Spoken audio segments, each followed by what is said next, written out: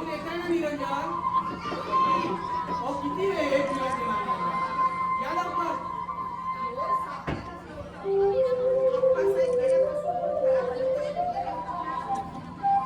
खरंच म्हणा. माझं गेले आणि सगळं गेलं. मांगल्य, पावित्र्य, शिस्त. आज पहिला शांतती मानवायचा. तो कुणाला काय द्यायचं? पण त्यांची एकुलती एक मुलगी प्रिया. गेल्यात कुठे जायचंय सकाळी? तिघी सुनाशेतांकडे कॉलेजची तिकडेच गेले. हो बक्षिसानं कपाटं भरली तरी टुर्नामेंटची हौस काही जात नाही. पण मी म्हणते हे सगळं करण्यापेक्षा आता लग्न का करत नाही? सांगायचं तुम्ही आप्पासाहेब सांगून सांगून थकले. शेवटी गेले बिचारे. पण ताईसाहेबांचं लग्न न करण्याचा हट्ट काय हो? मी काय म्हणते तुम्ही साहेबांना सांगून का नाही सांगत तिचं मन वळवायला? पाहतो प्रयत्न करू.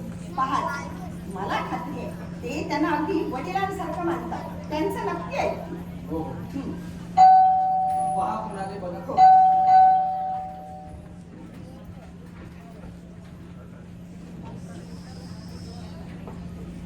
या या हो, अगदी बरोबर. या बसा. मी तर म्हणेन माणसाने नोकरीतून आणि जीवनातून 50शीतच रिटायर व्हायला हवा. का हो का? हो काम काय विचार? जेलरची नोकरी म्हणजे काय नोकरी? काय जीवन आहे? रोज गाठ पडायची ती काय नव्हती. कुणी घर पडेल, कुणी दरोडेखोर. त्या तुरुंगाच्या कोठड्या आणि किती वर्ष आणि आज तर आज काय घडलं? आज सूर्योदयापूर्वी एका तरुणाला आकाशावर लटकताना पाहिलं. तो 20-22 वर्षाचा तरुण प्रियसीचा कुणाचा गुन्हा होता त्याचा माझ्याकडे आला आणि म्हणाला, जेलर साहेब खरंच मी कोण नाही हो केला. जावळे तुम्हाला खरं सांगू, त्याच्या डोळ्यात त्याचा निरपराधपणा अगदी स्पष्ट दिसत होता. करणार असाच आहे आपला कायदा. कधी कधी एखाद्या कट्टर गुन्हेगाराला मुकाट सोडून दे तर एखाद्या निरपराधाला असं जाऊ. खरं तर मी आलो होतो आमची मनीषा इथे ऐकायला मोठ्या आल्या पण ताईसाहेबांसमोर टुर्नामेंटला गेले. आज सकाळी तिची माझी गाठच पडली. मला सकाळी कुठून जावं लागेल. घरी येऊन पाहतो होता तो दुकानात. तुम्ही तिला करत हातकाड्या झाला. तोच विचार आहे. आज आमच्या मनीषाला पाहुणे आहेत. कुठे साखर करणार? हो म्हणजे साखरपुड्याचा खर्च वाचला. घरचीच साखर. देशमुख साहेब आमच्या ताईसाहेबांचं सुद्धा लग्नाचं मनावर घ्या ना. ते मनावर घेतो मी. हो पण पहिलं तुम्ही जहाज मनावर घेता की पिसा खाली अटक करून खडी पडायला पाठवू? नको नको आणते चहा. आले आले. देशमुख साहेब आता आमची सारी भिस्त तुमच्यावर. हो पाहतो प्रयत्न करून. पण ते तिच्या वडिलांना जमलं नाही. विसरलो. आज आपणचा पहिला सांगतो. फार लवकर गेला. खरं तर माझ्यापेक्षा 1-2 वर्षांनी त्यावेळेस मला खरं सांगा, याला कारणीभूत आहे आपली प्रिया. तरुण मुलगी लग्नाला तयार होत नाही हे आपण फार म्हणाल नव्हतं. आपण सतत खूप वेळा एकटे उदास बसलेले असायचे. जवळच मला तो प्रसंग आठवतो. कोणता हो? प्रियाला पाहायला नागपूरहून पाहुणे मंडळी आले. हा हा आठवतो. प्रियाने तर कमालच केली. त्या वर मुलाची परीक्षा घ्यायला सुरुवात केली. त्याला उभं काय लागलं? त्याच्याकडून चालू काय घेतलं? त्याला गाणं म्हणायला काय लावलं? आणि शेवटी तर स्वयंपाक येतो का म्हणून विचारलं.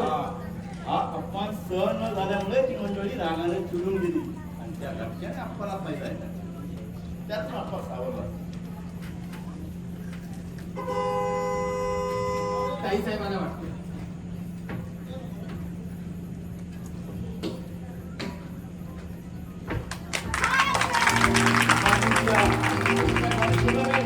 पुरुषांची मक्तेदारी आमच्या कॉलेजपुरती तरी संपवली मी. म्हणजे ह्या वर्षीच्या पुरुष टेनिस चॅम्पियनशिपचा 6-4-6-3 चा धुव्वा उडवला मी. अभिनंदन बेटी. अंकल, मुलींनी शाळेत असताना क्रिकेट खेळले नसावे. ताईसाहेब ही बक्षिसं ठेवण्यासाठी आणखं एखादं कपाट तयार करून द्यायला हवं. प्रिया दरवर्षी एवढी बक्षिसं आणतो. एखाद्या वर्षी एखादा नवरा आणायला काही हरकत नाही. Must you talk about it uncle. बोलायला नको. अगं वेळ गेली नाही तोवरच बोलायला हवं. ती वेळ गेली. लग्नाचा आयुष्यात मी कधी येऊच दिलं नाही. का? कारण मला पुरुषांचा गुलाम बनून नाही राहायचे. पत्नी होणं म्हणजे गुलाम होणं असं वाटतं तुला? येस, लहानपणापासून पाहते मी. पत्नी म्हणजे उपभोगाचे एक साधन, हक्कानं राबवून घेता येणारी मोलकरी, मुलांना जन्म देणारा यंत्र समजता तुम्ही पुरुष. तिला आपल्या बरोबरीने येऊ द्यायला घाबरता तुम्ही. म्हणूनच 4 भिंती आहे तिला चोलखड्यात डांबून ठेवता तुम्ही. गॅदरिंगच्या वक्तृत्व स्पर्धेत बोलायला वाक्य ठीक आहे, पण प्रिया, जगातलं पवित्र नातं म्हणजे माता, आणि ती माता जर तुला मिळून देणारं यंत्र वाटत असेल तर मग कोण आहे तुमचं? कन्या, पत्नी, माता या 3 रूपांनी पुरुषाच्या आयुष्यात मायेचा आणि प्रीतीचा ओढावा निर्माण करणारी स्त्री मी तरी वंदनीय मानतो. महिला वर्षाच्या निमित्ताने भरलेल्या सभेत बोलायला ही वाक्य चांगली, पण अशा वाक्यांच्या जाळ्यात आजची स्त्री अडकणार नाही. ती आता जागृत झालीये. पुरुषांचं वर्चस्व आता ती सहन करणार नाही. वा ताई साहेब, छान. आज माझे डोळे उघडले. अहो, इतकी वर्ष आम्ही पुरुषांचं वर्चस्व का सहन करायचं? हो, लवकर करा तुमच्या थंड होईल. पाहिलं, ही हुकुमशाही. अनुसुयाबाई, तुम्ही आज जा इतर कामाला. आज मुलींची चहा देते. अरे त्या या तुमच्या बोलण्याच्या गडबडीत विसरूनच गेलो. तुला आमची मनीषा कुठे आहे? माझ्या बरोबर झाली ती. राहिले कुठे?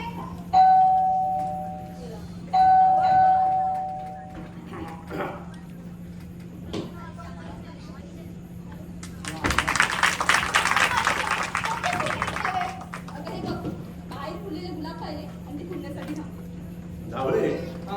बाईने कितीही पुरुषी कपडे घातले तरी फूल आणि मूल पाहिलं की बाईचं पाऊले घोटाळत. धावळे, हा? आज तुमच्या बागेतील सारी फुलं आमच्या बंगल्यावर काढून द्या. हो हो. आज आपल्या बंगल्यावर कुमार कैसा फरमाईशी प्रोग्राम आहे. म्हणजे आज मनीषाला पाहायला सातारून मंडळी यायची. स्टुपिड. तुला ती म्हणजे शहाणी सुटली आहे, स्टुपिड नाही तुला. मी त्या मंडळींना स्टुपिड नाहीच म्हणाले. मी मुलगी दाखवण्याच्या कल्पनेला स्टुपिड म्हणाले. मुलगी म्हणजे काय गाय म्हैस आहे कुणालाही दाखवून गोठ्यात बांधून ठेवायला? डॅडी, मला लग्नच करायचं नाही तर दाखवायचा प्रश्न येतोच कुठे? प्रिया, तू स्वतः लग्न करत नाहीस ते नाही, इतरांच्या लग्नात का म्हणून पडता का? तिला का दोष देता डॅडी? बोलले ते माझं मत बोलते. लग्न करून एखाद्या पुरुषाचा ताबेदार नाही व्हायचं मग. आणि ते जुन्या विचारांची, नवऱ्याच्या पायाजवळ बसणारी जुनी स्त्री विसरा. हा, आणि जर बाळणपणाचं दुःख वगैरे पुरुष तयार असेल ना तर माझी लग्नाला तयार आहे. काय बोलतोस तू? काय चुकीचं बोलले? साध्या सुखसोयी पुरुषाच्या वाटतात आणि दुःख अडचणी फक्त बाईच्या पदरात. हल्लीच्या मुलींना पदर असतोच म्हणजे बरोबर आहे ना. पदराचा उपयोग होतो लज्जा रक्षणासाठी. जर आता लज्जा तुम्ही नाही तर पदर तरी हवा कशाला? स्वतःचे अश्रू पुसायला. कारण तेवढीच एक स्वर होती की स्त्रियांसाठी. हे तू बोलत नाहीयेस, हे मी सांगतो. म्हणजे तिच्या तोंडून मी बोलते असं बोलायचं तुम्हाला? समजदारों को इशारा काफी आहे. जवळे, तुम्ही अनुसाहेबाईंना घेऊन यायचं साखरपुड्याला. जरूर जरूर ये. म्हणे जरूर येईन. एका स्त्रीचा लिलाव म्हणा साखरपुड्याच्या नावाखाली तो पाहायला जाणार तुम्ही? अगं पण साखरपुडा झाला तरी. हो होणार. एका ठराविक मर्यादेपर्यंत वडिलांनी मुलांची मैत्रीत्वाच्या नात्यानं वागावं. पण जर का ती मर्यादा ओलांडली जात असेल तर बापाने बापासारखंच वागायला हवं. तुरुंगाच्या अधिकाऱ्याने सोडून असंच बोलणार तुम्ही. नाहीतरी तुमच्या दृष्टीने आम्ही बायका म्हणजे जन्मठेपेची कैदच. पण तो तुरुंग फोडून निघायचा ठरवलंय आम्ही. आजच उद्घाटन आहे आमच्या नको तो नवरा मंडळाचं. अध्यक्ष कोण आहे? सुप्रसिद्ध सिनेतारिका मेघा शाली. काय रिअल अध्यक्ष शोधून काय सावळे, तिच्या आयुष्यात 6 महिन्याशिवाय नवरा टिकला नाही. असं काय बसला अजिबात?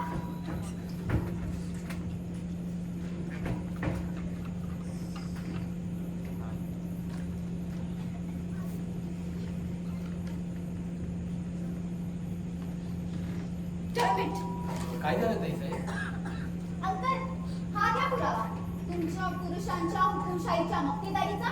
एक्झॅक्टली काय झालं? या वर्षीच्या नॅशनल मोटर सायकल रेस मध्ये पार्टिसिपेट करण्यासाठी मी अर्ज केला होता. तो रिजेक्ट झाला. कारण काय आहे माहितीये? कारण मी एक स्त्री आहे आणि ही रेस फक्त पुरुषांसाठी आहे. दिस इज इनजस्टिस. काय नाही प्रिया, या असल्या लोकांना ना चांगला धडा शिकवायला पाहिजे. चंद्रापर्यंत जाऊन आली असती स्त्री आणि विसरली दिसतात ते पुरुष. स्त्री चंद्रापर्यंत जाऊन आली असली तरी हात अजून काही गगनाला भिडलेले नाही. तुम्ही असं म्हणणारच अंकल, कारण तुम्ही सुद्धा एक पुरुषच. तुला जन्म देणारा सुद्धा एक पुरुषच होता. फुकटचा श्रेय कशाला घेता? माझ्या जन्माची मोठी शिक्षा तर माझ्या आईला होती. बाळंतपणातच वारली नाही, मारली तिला एका पुरुषाने स्वतःच्या वासनेपूर्तीसाठी, स्वतःचं पौरुष सिद्ध करण्यासाठी. फक्त करेल प्रिया, चेंज करून येते. मीटिंगला जायचंय ना?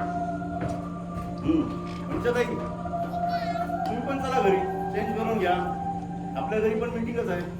आणि हो, तुला पाहायला येणारी मंडळी साध्या वर्णाची, तेव्हा हा पुरुषी पेरा त्यांना आवडायचा. त्यांना लग्न कोणाशी करायचंय? माझ्याशी की पोशाखाशी? पण मनीषा, तुम्ही असं करा डॅडी, एका हँगरला ना नऊवारी साडी आणि त्यावर खणाची चोळी लावून दाखवा त्यांना. Please speak sense. आधी घरी चल. मीटिंग संपल्यावर हे बघ, दुसऱ्याच्या घरात तमाशा करायला आवडणार नाही, मला कळलं. कळलं, पण मलाही माझी मतं आवडत, माझं स्वातंत्र्य आवडत. स्वातंत्र्य म्हणजे मोका चुकण्याचा परवाना नव्हे. स्वातंत्र्याला सुद्धा मर्यादा असतात, बंधनं असतात. आणि त्या बंधनात किती स्वातंत्र्य असतं हे लग्न केल्याखेरीज कळायचं नाही तुला. ये good girl and come along.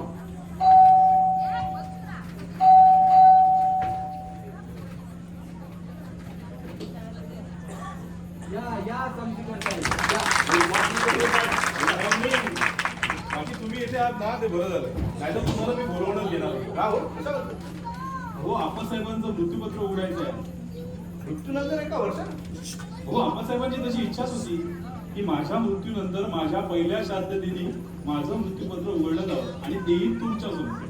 खरं तर मला आता घरीच जायला हवं होतं, पण आप्पाचा शब्द मी बोलू शकत नाही. I will wait. मनीषा, तू घरी जा. काय सांगितलं मी? I said it.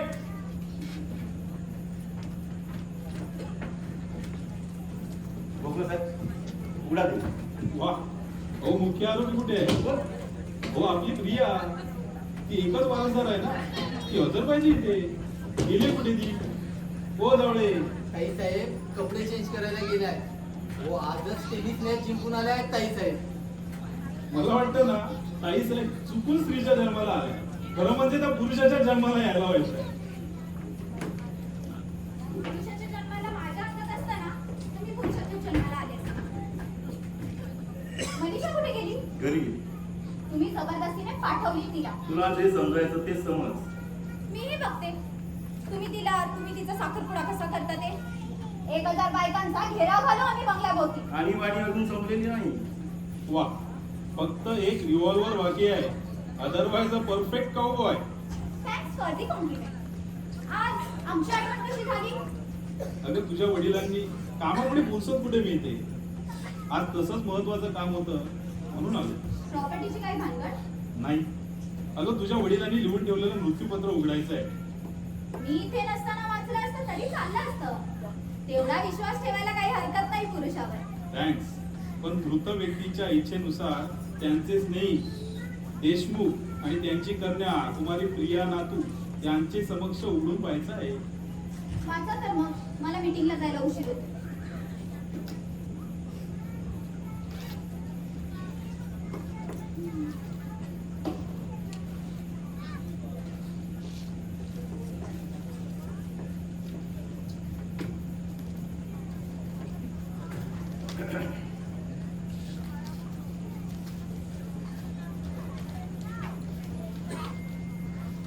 मी मुकुंदराव गजानन नातू स्वतःच्या राजीकुशीने पूर्ण शुद्धीत असताना कुणाचाही दबाव लक्षात न घेता खालीलप्रमाणे माझे मृत्यूपत्र करीत आहे. मी स्वकष्टाने मिळवलेली मिळकत बँकेतील रोकड रुपये 7 कोटी, लॉकर मधील दागिने किंमत अंदाजे 8 कोटी, हा राहता बंगला, 2 गाड्या, 3 वेळा कंपनीचे घेतलेले शेअर्स अंदाजे 5 कोटी, व महाबळेश्वर व उटी येथील 2 बंगले, इगतपुरी जवळील 10 एकर शेत जमीन ही सारी मालमत्ता माझ्या मृत्यूनंतर माझी एकुलती एक मुलगी प्रिया मुकुंदराव नातू हिला मिळवायची आहे. ठीक आहे, मी निघते. हा, अजून मुख्य कलम वाचून दाखवायचं आहे. वाच. ही इस्टेट माझी मुलगी प्रिया हिला एकाच अटीवर मिळायची आहे. ती अट म्हणजे हे मृत्यूपत्र वाचून दाखवायच्या अगोदर तिने मरण पावता कामा नये. Be serious Priya.